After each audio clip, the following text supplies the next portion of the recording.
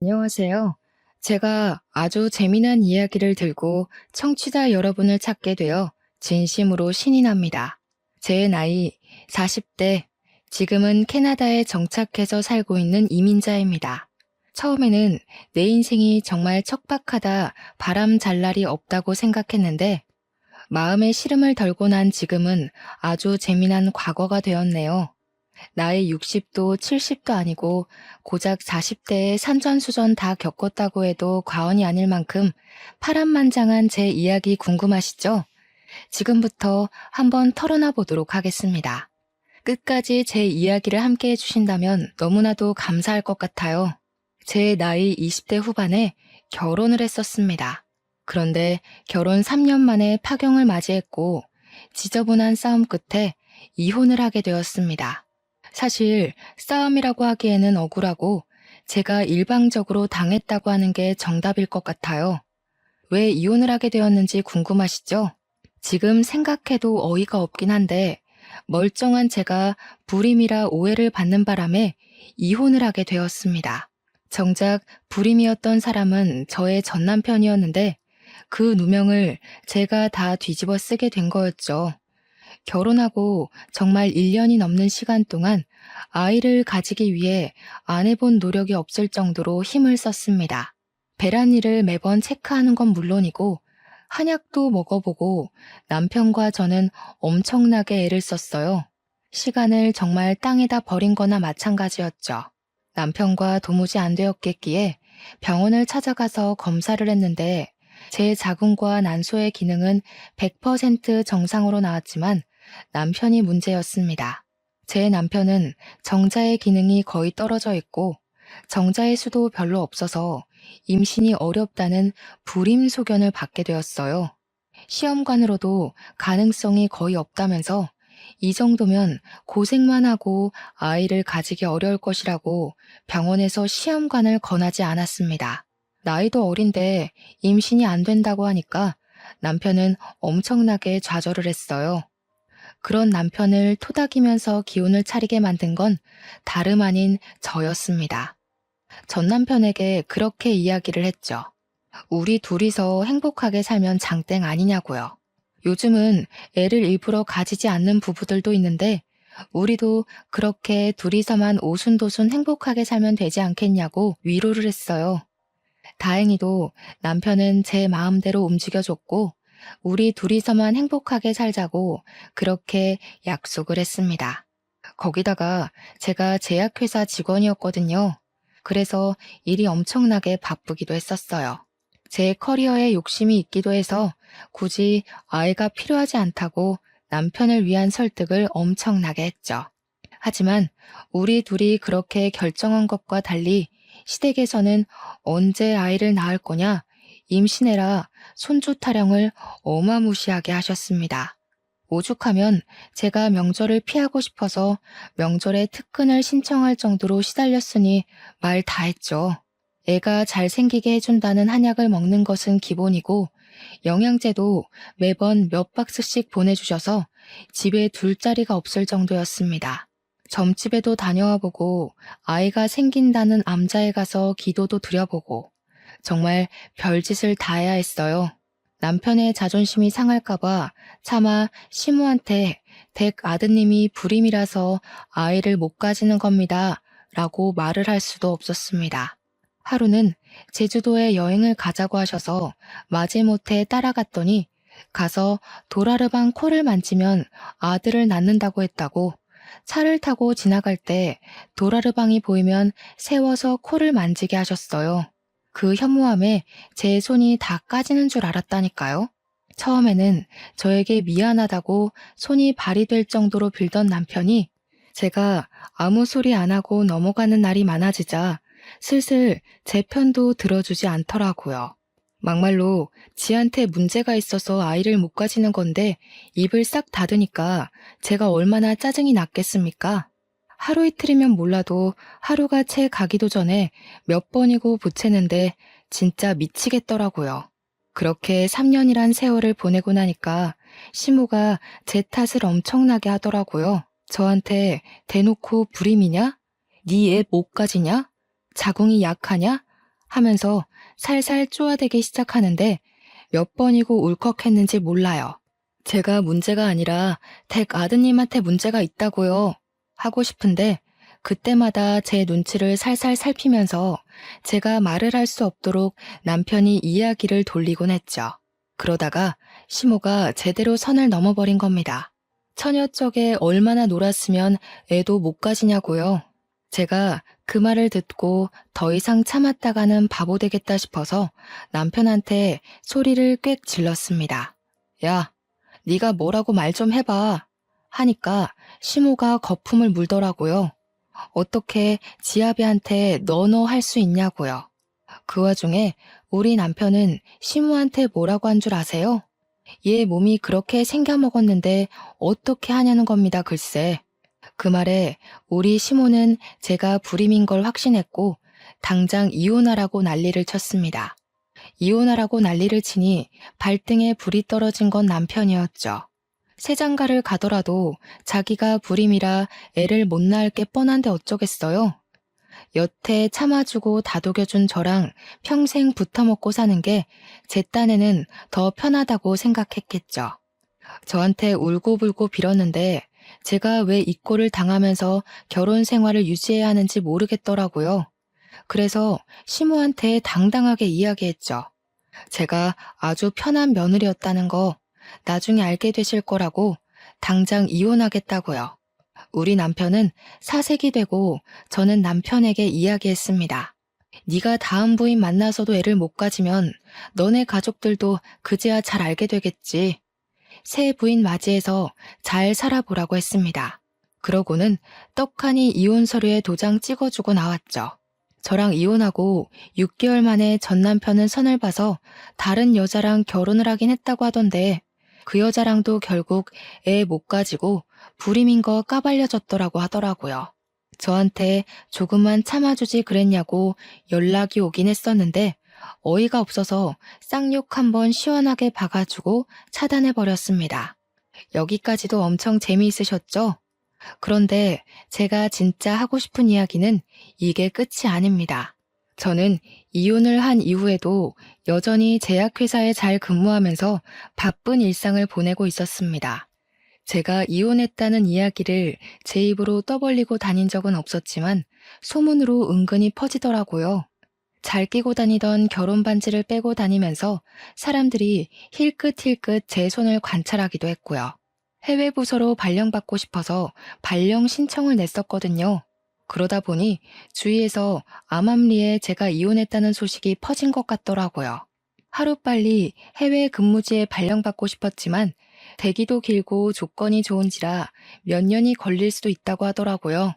좀 아쉽긴 했는데 실적을 빨리 채우고 근무만 성실하게 해도 자리가 빨리 나올 수 있다고 포기하지 말라는 상사의 말에 대기를 걸어두었습니다.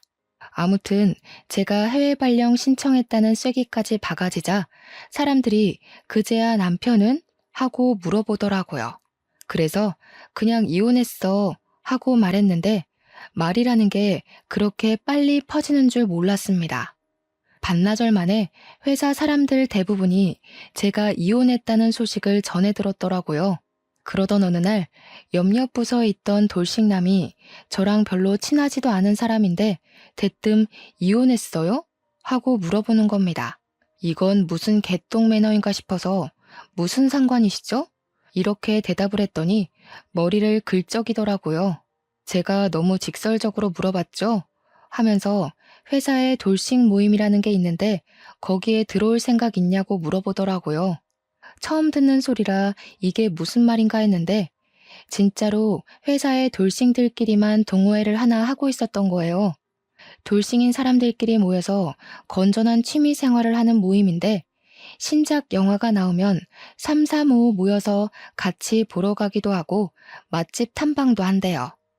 술을 잘 마시는 사람들끼리는 술을 마시고 술을 못 마시는 사람들은 커피를 마시면서 이혼에 대한 고찰을 나누는 모임이라는 겁니다. 근데 이야기를 듣기만 했는데도 너무 재밌을 것 같은 거예요. 다른 사람들은 무슨 이유로 이혼을 했나 궁금하기도 하고 아무튼 호기심에 가입을 하겠다고 했습니다. 돌싱들끼리 모여서 할 말이 얼마나 많겠어요. 첫 모임 날짜가 정해지기를 엄청나게 기다렸습니다. 기대하던 돌싱 모임 약속 날짜가 잡혔고 사람들끼리 만나서 카페에서 팥빙수도 먹고 영화도 보고 노래방도 가고 놀았어요. 처음 만난 자리인데도 정말 어색한 거 하나 없이 다들 잘해주셔서 적응도 금방 했답니다. 그렇게 여러 번 만남을 거치다 보니까 생각보다 사람들이 멀쩡하더라고요. 저는 좀 걱정하기도 했거든요. 문제가 있는 이혼 가정도 있을 테니까 그런 영향이 태도에서 나올 수도 있잖아요. 이야기를 들어보니까 대부분 이혼을 할 만해서 했더라고요. 누구는 남편이 도박을 해서 이혼했고, 누구는 마누라가 바람을 피워서 이혼했고, 회사 특성상 야근하는 사람들도 많고, 연구실이 한번 열리기 시작하면 집에 못 가는 일도 수두룩하니까 배우자가 바람난 경우가 꽤 많더라고요. 가정도 돌보지 못하고 더 이상 사랑하지 않아서 이혼했다는 사람들이 대부분이었어요. 그 와중에 제 눈에 딱 한 사람이 밟히기 시작했습니다. 그런데 앞불싸 그 남자가 이혼을 하게 된 이유가 글쎄 고부간의 갈등 때문이었다는 거예요. 와이프랑 시댁 식구들 사이가 걷잡을 수 없이 최악으로 치닫게 되었고 결국 와이프가 이혼 소송을 걸어서 이혼했다고 자기가 죄인이라고 하더라고요. 세상에 이혼 사유 중 최악 중에 최악 아니겠습니까? 막말로 저도 뭐 그런 이유로 이혼을 한 거긴 하지만요. 저는 당하는 입장이었고 저기는 따지고 보면 가해자 입장이나 다름없으니까요. 그래서 저는 저 남자랑은 절대 엮이지 말아야겠다고 생각했습니다. 하지만 사람 마음이라는 게 그렇게 쉽게 정리가 되고 하고 싶은 대로 이루어진다면 제가 하버드를 왜 못 갔을까요? 모임의 횟수가 늘어날수록 제가 속수무책으로 빠져들더라고요. 그런 이유가 다 따라붙는다 해도 남자가 너무 괜찮았어요. 연구실 직원이었는데 정말 똑똑하기도 했고 생긴 것도 냉기가 흐르는 미남 스타일이었다고 할까요? 약간 은퇴 안경이 잘 어울리는 지적인 이미지가 가득한 남자 있잖아요. 너무 제 취향이었습니다. 게다가 이 사람도 은근슬쩍 저한테 관심을 표현하는데 어른들의 썸이라는 게 느껴졌달까요? 몇 개월 동안 모임이 지속되면서 술자리도 몇 번 가지고 했는데 어느 날 제 옆에 앉은 이 남자가 술을 마시고 제 손을 은근히 잡아오더라고요. 그런데 그 온기가 너무 따뜻하고 포근하고 좋은 거예요. 결국 저도 마음을 열고 이 남자의 품속에 빠져들게 되었습니다. 그러면서도 마음 한구석에 고부간의 갈등이라는 단어가 콕 박혀서 빠질 생각을 하지 않았어요. 그래서 솔직하게 돌파를 하기로 마음먹었고 대놓고 이야기를 했습니다. 고부간의 갈등을 이길 자신이 없다고요. 첫 번째 결혼 또한 시어머니의 잔소리에 이혼을 하게 되었고 나는 두 번이나 그 지옥을 겪고 싶지 않다고 했습니다. 그러자 저한테 그러더라고요. 자기도 절대 그런 이유로 두 번 다신 이혼하고 싶지 않다고요. 자기가 든든한 벽이 되어주고 무조건적인 편이 되어줄 테니 믿어달라고 하면서 결혼을 하자고 했습니다. 제 나이 34살에 저는 바보 같게도 그 남자를 믿고 두 번째 결혼을 결심하게 되었죠. 서로 결혼 이야기까지 나온 마당에 말도 안 되는 일이 발생하고 말았습니다. 바로 제가 신청했던 해외 발령이 떡하니 자리가 났다고 연락이 오게 된 것이었습니다. 이걸 같이 가자고 할 수도 없고 기러기 부부를 하자고 할 수도 없는 상황이 되어버린 것이죠. 게다가 예비 신랑은 제약회사의 꽃이라는 연구실에서 재직하는 연구원이었기에 회사의 중요한 재원이었거든요. 근데 예비 신랑도 저에게 수심이 가득한 얼굴로 할 말이 있다고 시간을 좀 내달라고 하더라고요. 오늘이 날이라는 생각이 들어서 이별을 이야기할 생각으로 퇴근 후에 회사에서 조금 떨어진 카페에 나란히 앉아 이야기를 하게 되었습니다. 먼저 이야기를 하겠다고 하더니 저에게 일을 그만둘 생각이 있냐고 물어보더라고요. 저도 제 커리어를 정말 중요하게 생각하고 있었던 터라 그래서 해외 발령을 포기할 수 없었던 거기도 했고요. 그래서 회사를 그만둘 생각은 전혀 없다. 무슨 일이냐 하고 물어보았죠.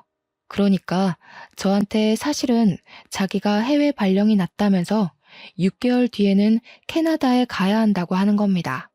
너무 좋은 기회이기도 하고 해외 연구실에서 직접 배울 수 있는 기회라서 절대 포기하고 싶지가 않대요. 근데 저의 발령지도 캐나다였거든요. 예비 신랑에게 이야기를 했어요. 나도 캐나다에 가야 하는데? 오늘 그 이야기 하려고 했어. 하고요. 그러니까 예비 신랑 얼굴이 눈에 띄게 밝아지는 겁니다. 캐나다에 외국 제약회사와 같이 쓰는 협동 연구실이 있거든요. 그 연구실 옆 건물이 우리 캐나다 지사고요.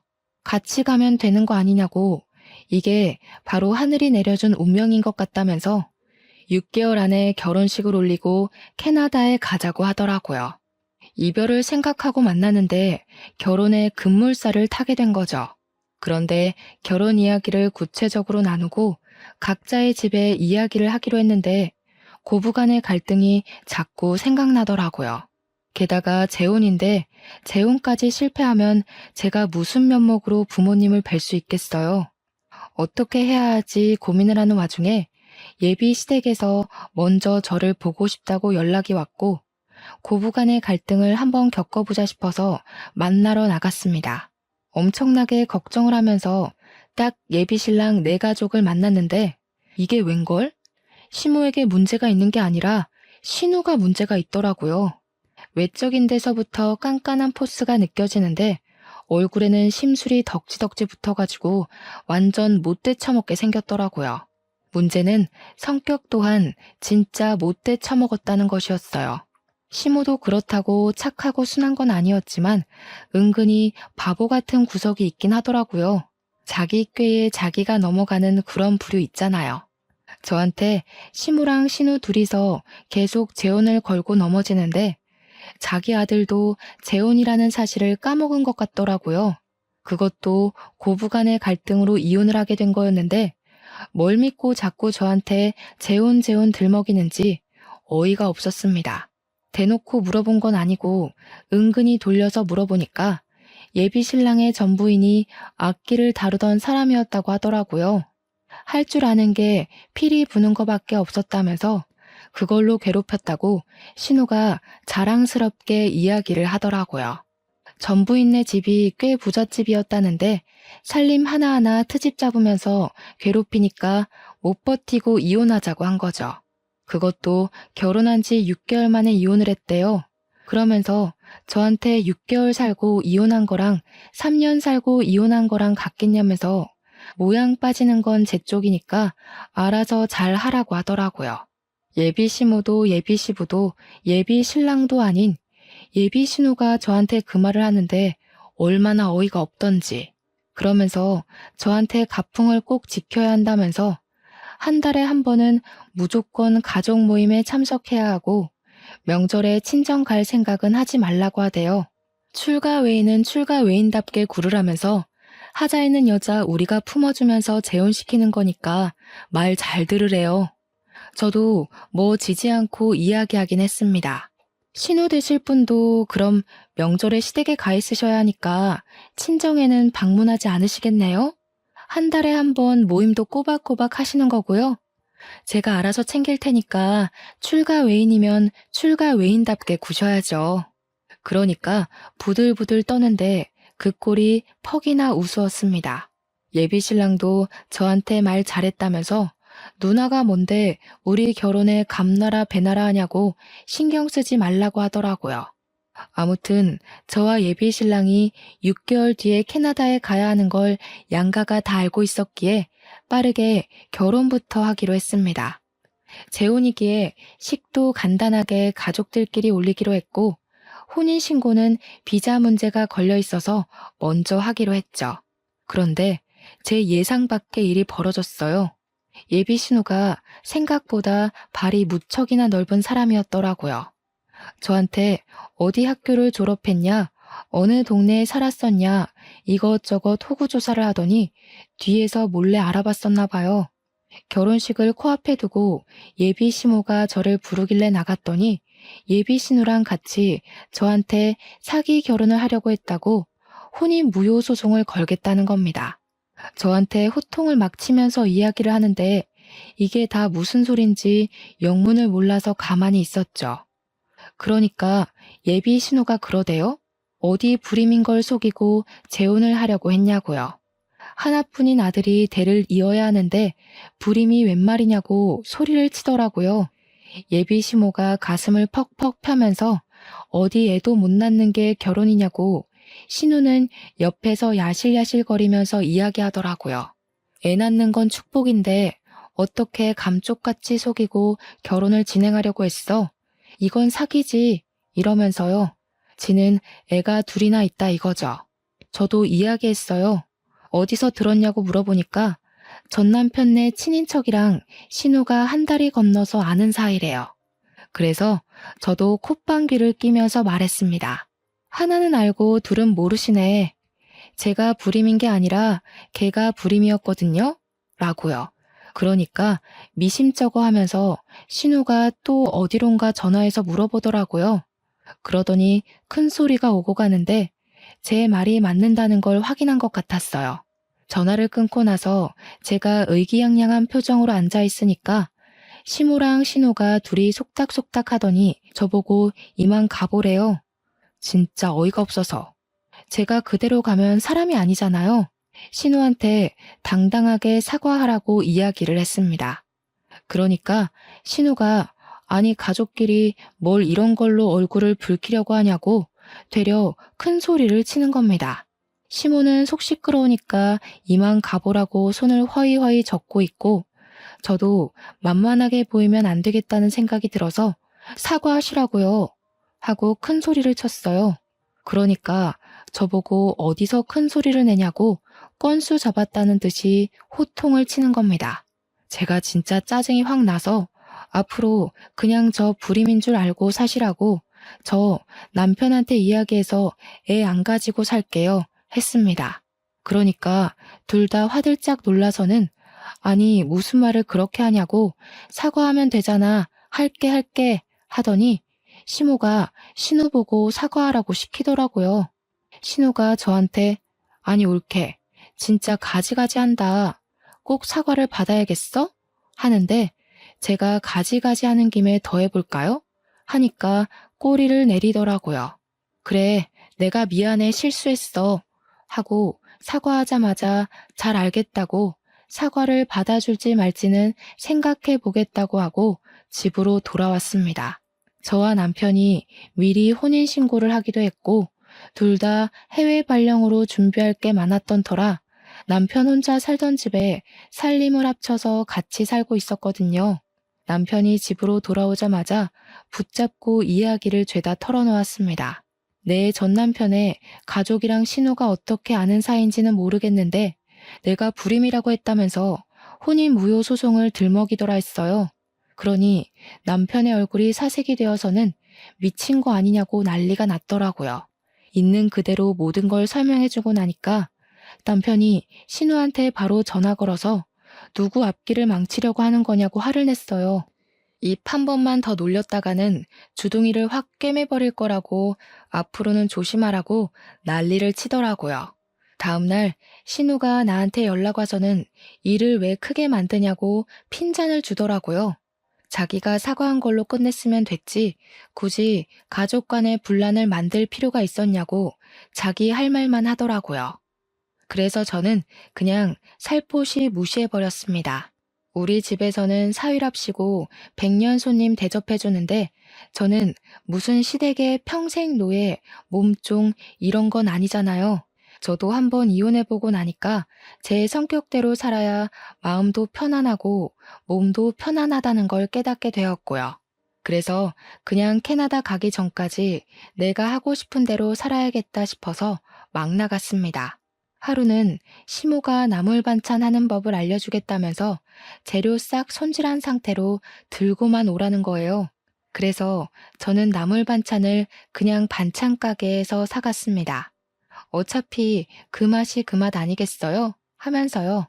요즘 반찬은 만들어 먹는 것보다 사서 먹는 게 더 싸게 먹히는 거 아니겠냐고 반찬 무더기로 사오니까 시모가 입만 뻐끔뻐끔 하더라고요.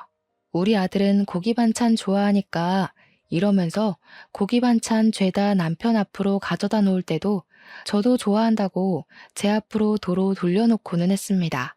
그나마 시부가 좀 깨어있는 편이라서 시모한테 눈치 주시고 제 편을 들어주시긴 했지만 시모는 정말 변하지 않더라고요. 오죽하면 시부가 왜 먹는 걸로 차별하냐고 아들 또 이혼시키고 싶어서 그런 거냐 사람이 좀 점잖게 있어봐라 하면서 타박을 해주셨습니다. 입이 삐죽 나온 채로 밥을 먹는 시모를 보면서 아주 고소했죠. 아무튼 저희는 착실하게 6개월간 정리를 마치고 캐나다로 떠나왔습니다.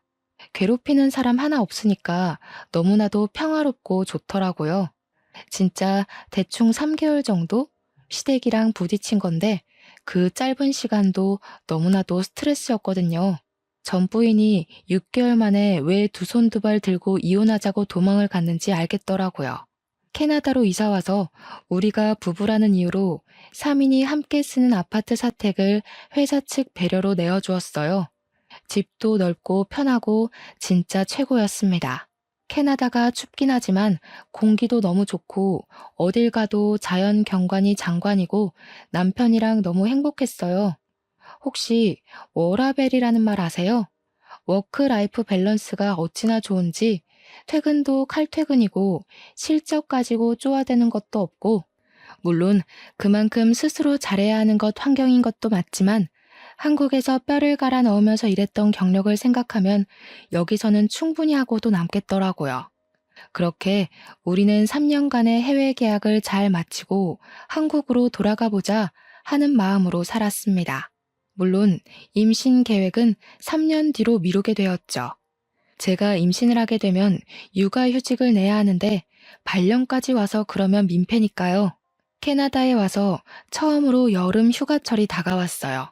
남편과 저에게 2주라는 휴가 기간이 주어졌고 첫 휴가이니만큼 한국에 다녀올까 싶어서 고민을 하고 있었습니다. 우리 엄마 아빠도 보고 싶고 솔직히 시댁 식구들은 별로 보고 싶지 않았지만 친구들도 보고 싶고 한국 음식도 먹고 싶었거든요. 해외 지역 특성상 한식이 좀 비싸서 원 없이 먹기에는 힘들었거든요. 근데 때마침 신우에게 연락이 오더라고요. 휴가 일정이 어떻게 되냐고 물어보더니 대뜸 우리가 캐나다에 안 가봐서 가보고 싶거든 하시는 겁니다. 시모가 우리 사는 것도 궁금하다고 했고 겸사겸사 2주일 정도 캐나다에 가려고 하는데 괜찮지? 하는데 괜찮을 리가 있나요? 저희는 한국 가려고 했다고 이야기를 했더니 그러면 곤란한데? 우리 이미 비행기 티켓 다 끊었어 하는 거예요. 아니, 일정 조율을 미리 하자는 것도 아니고 이미 비행기 티켓 끊었다고 통보하는 건 어디서 배워먹은 버릇인지. 신우는 한술 더 떠서 날짜를 말해주더니 이날 가니까 일정 비워놓으라고 하더라고요. 옆에서 남편은 이러지도 못하고 저러지도 못하고 발만 동동 구르는데 뭐 어쩌겠습니까? 이미 비행기 티켓까지 다 끊어놨다고 하는데 겨울 휴가 때 한국에 들어가자고 꼭꼭 약속을 했죠. 그런데 이 미친 신우가 캐나다에 왔는데 글쎄 아이들 둘에다가 시모까지 넷이서만 덜렁 온 거예요. 그러더니 숙소도 일부러 안 구했다면서 너네 아파트에서 지내면 되겠지? 안내해 하더라고요. 이게 웬 날벼락인가 싶고 진짜 미쳐버리는 줄 알았습니다. 2주일이라는 긴긴 시간 동안 제가 뭐 했는지 상상이 가시나요? 삼시세끼 신우 시모의 애들 둘 밥 가져다 챙겨야만 했습니다. 남편은 관광지를 돌아다니느라 하루 종일 운전만 했고요. 무려 2주일이나 얻은 휴가인데 남편과 둘이 보낼 시간이 단 1시간도 없었다면 믿어지십니까? 진짜 휴가 날짜 꽉 채워서 왔더라고요. 여기가 밴쿠버인데 토리노에 가고 싶다고 하지를 않나. 로키 산맥을 꼭 보고 가야겠으니 운전을 하라고 하질 않나. 여기서 20시간을 운전해야 갈 수 있거든요. 어디서 유명하다는 관광지는 죄다 알아오긴 했는데 우리 집에서의 거리는 전혀 생각하지 않은 관광지들이었습니다. 남편이랑 저랑 거절하는 것도 하루 이틀이지 정말 2주일 내내 지옥 같은 시간을 맛봐야 했어요. 그것뿐이면 제가 말을 하지도 않죠. 신우랑 시모는 쇼핑하러 가야 한다고 남편 끌고 나가서 운전기사 시키고 저는 애들을 돌보라는 겁니다. 이참에 조카들한테 영어도 가르쳐주고 하라는데 조카들이 초등학교 1학년, 3학년이었거든요. 애들이 제 말을 듣겠습니까? 정확하게 신우의 주니어였어요. 한마디로 개망나니 같은 녀석들이었다 이거죠. 신우랑 시모랑 남편이 나가고 애들 둘이랑 저랑 셋이 남았는데 저한테 딱 그러더라고요. 외숙모, 나한테 잘해야 할걸요? 저한테 잘 안 하면 할머니가 잔소리할 거니까. 우리 엄마도 워낙 극성 맞잖아요. 이러는데 진짜 맘 같아서는 이마에 딱밤이라도 때리고 싶은 심정이었습니다. 도대체 초등학교 3학년이 뭐 저리 발랑 까졌는지 답도 없더라고요. 그러더니 저한테 떡볶이가 먹고 싶으니까 당장 떡볶이를 만들어 오라는 거예요. 여기가 무슨 슈퍼에서 떡을 파는 것도 아니고 떡을 어디서 구해온다는 말입니까? 둘째 조카는 외숙모 저랑 말타기 놀이에요. 빨리 엎드려요. 이러고 있고 진짜 죄 없는 남편 멱살 잡을 뻔했습니다. 우리 친정 부모님도 사위 불편할까봐 캐나다 놀러 오겠다는 소리 한 번 없으신데 해도 너무하잖아요. 아무튼 쇼핑 나간 셋이서 저녁까지 먹고 들어오겠다고 하면서 저보고 애들 밥 좀 잘 챙겨주라고 신우가 신신당부를 하대요. 짜증나서 라면 끓여 먹었습니다. 그랬더니 집으로 돌아와서는 외숙모식이나 돼서 스테이크 구워줄 생각은 안 하고 라면이나 먹인다고 지랄지랄을 하더라고요. 제가 너무너무 빡이 치잖아요. 집에서 노는 사람도 아니고 나도 일하는 사람이다. 겨우 받은 여름 휴가인데 누구 뒤치다꺼리를 하는 거냐고 했죠. 신우한테도 대놓고 이야기를 했어요. 여기 와서 쇼핑하는 데만 돈 썼냐고요. 애들 데리고 나가서 스테이크를 사 먹이라고 했죠. 우리도 좀 사주고 하라고 여기 와서 숙소 제공하고 관광지도 다 모시고 다녔는데 수고비는커녕 기름값이라도 준 적 있냐고요.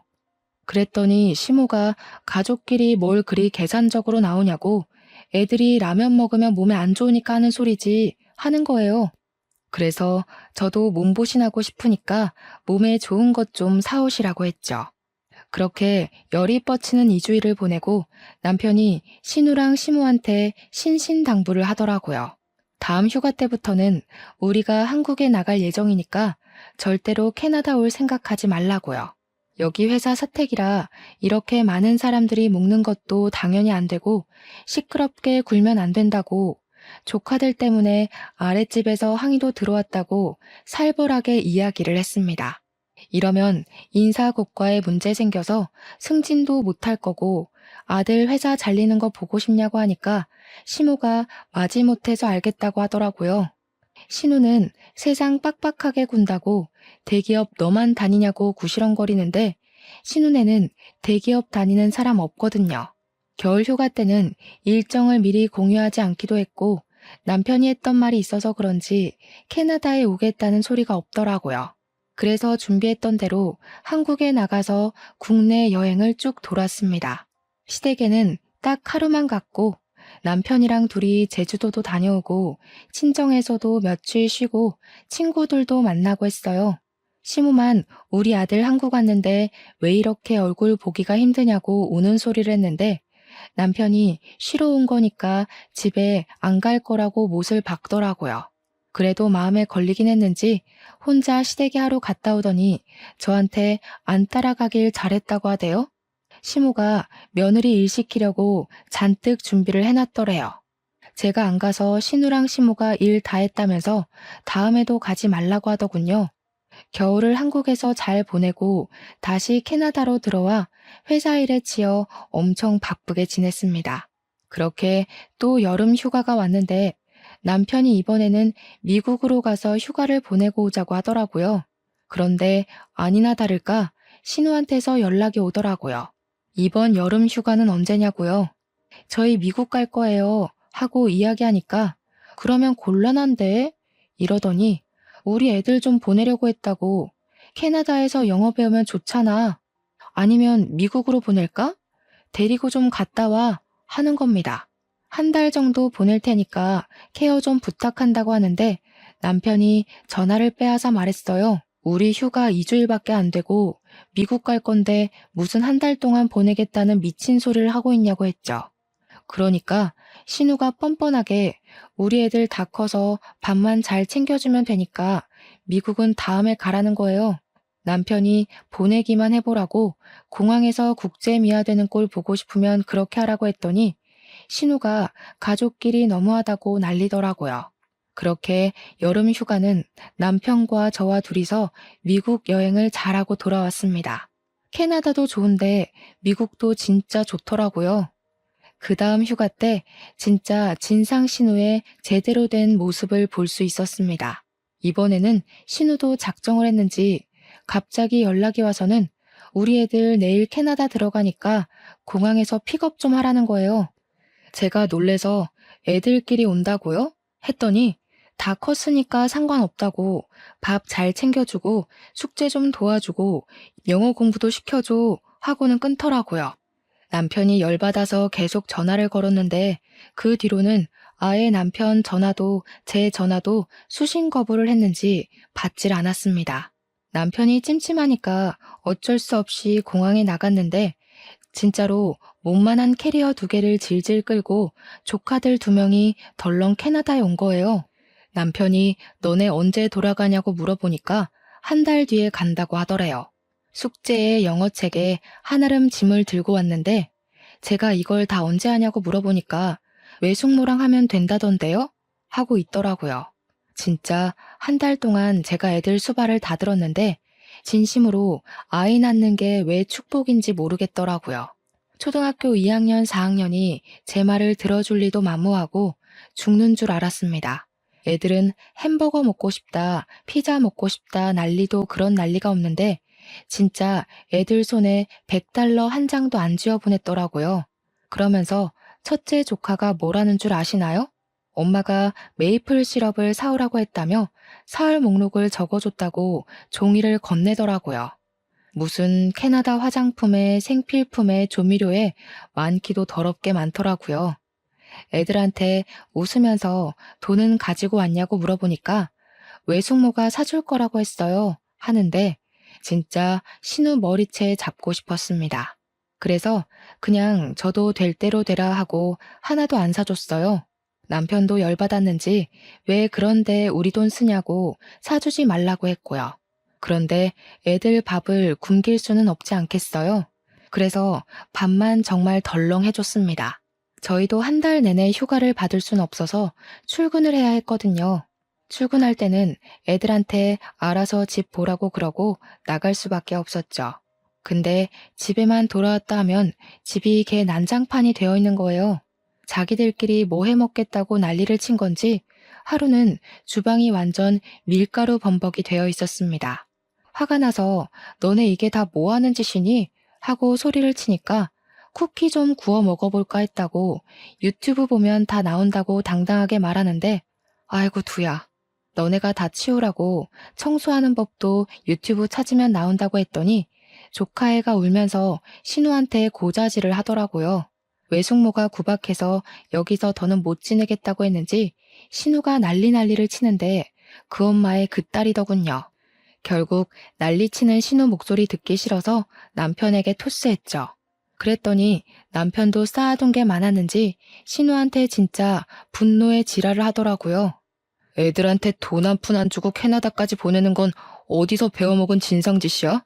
자기들이 집 난장판 만든 건 생각도 안 하고 누구 보고 치우라고 고자질을 해대고 앉았어. 애들이 뭘 보고 자랐으면 가정교육이 이따위겠냐고. 진짜 쪽팔린 줄 알아. 조카들도 남편이 화내는 걸 처음 본 건지 잔뜩 쫄아서는 그 뒤로 착실하게 공부만 하더라고요. 그 다음부터 신우가 휴가 때 애들을 캐나다에 보내겠다는 소리도 쏙 들어갔고요. 저희는 3년 동안의 해외 발령을 무사히 마치고 한국에 돌아가게 되었는데 그즈음 제가 임신을 하게 되었어요. 만삭 때 육아휴직을 내기로 해서 임신 중에도 일을 하고 있었죠. 그런데 캐나다에서 협업했던 외국 제약회사에서 꾸준히 남편에게로 스카우트 콜이 들어왔습니다. 우리 남편의 연구가 마음에 들었다고 연봉 협상도 원하는 대로 해주겠다고 하는데 한국 생활보다 캐나다 생활이 좋았던 터라 고민이 되더라고요. 그래도 일단 임신 중이니까 조금 더 고민을 해보기로 했어요. 애 키우기는 한국만한 곳이 없으니까요. 아무튼 한국에서 살 집은 친정 옆으로 정했습니다. 제가 임신을 했다는 게 크게 작용해서 친정 근처로 온 건데 시댁에서 난리가 난 거예요. 시댁 근처로 와야지 우리 아들을 엄한데 뺏기게 생겼다고요. 남편은 시댁 근처 가면 피곤해진다고 싹 무시했어요. 그렇게 임신 18주쯤 되었을 때 일이 터지고 말았습니다. 시무랑 신우가 마사지를 가야겠다면서 저에게 애들을 봐달라고 하더라고요. 애들도 초등학교 6학년, 4학년이었으니까 대충 숙제만 시키면 된다고 하길래 알겠다고 했죠. 근데 제가 임신을 하고 나니까 시도 때도 없이 졸린 거예요.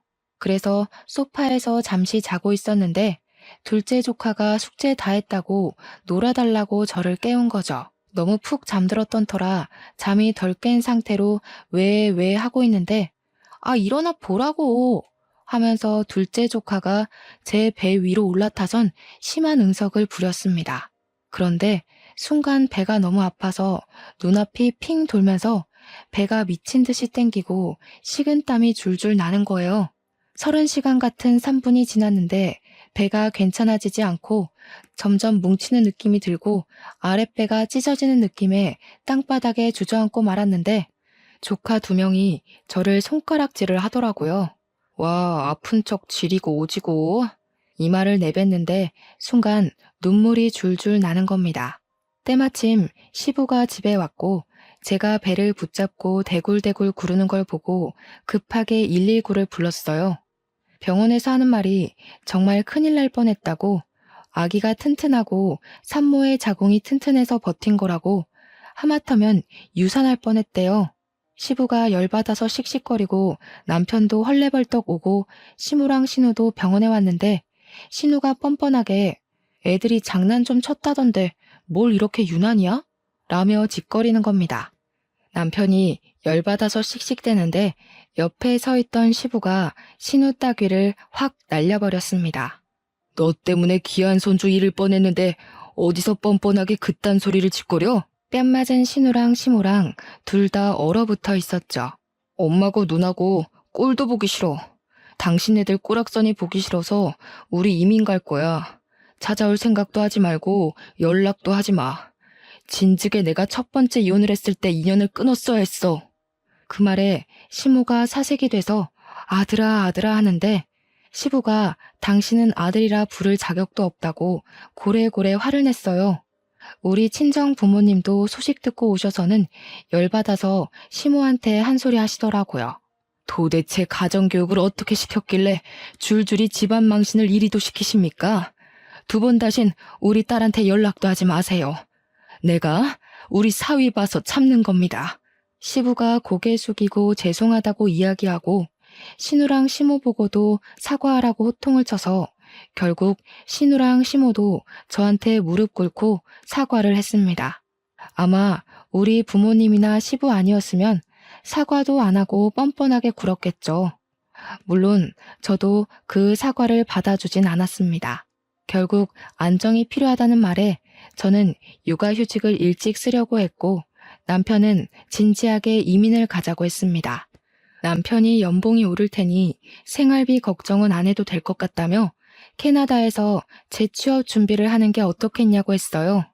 결국 저희는 이민을 결정했고 시부에게만 이야기를 했습니다. 빠르게 한국 생활을 정리하고 남편은 스카우트 제의가 왔던 외국 제약회사에 취직을 했고 저는 출산을 무사히 마쳤답니다. 친정엄마가 캐나다로 오셔서 3개월 동안 몸조리 해주시고 돌아가셨고요.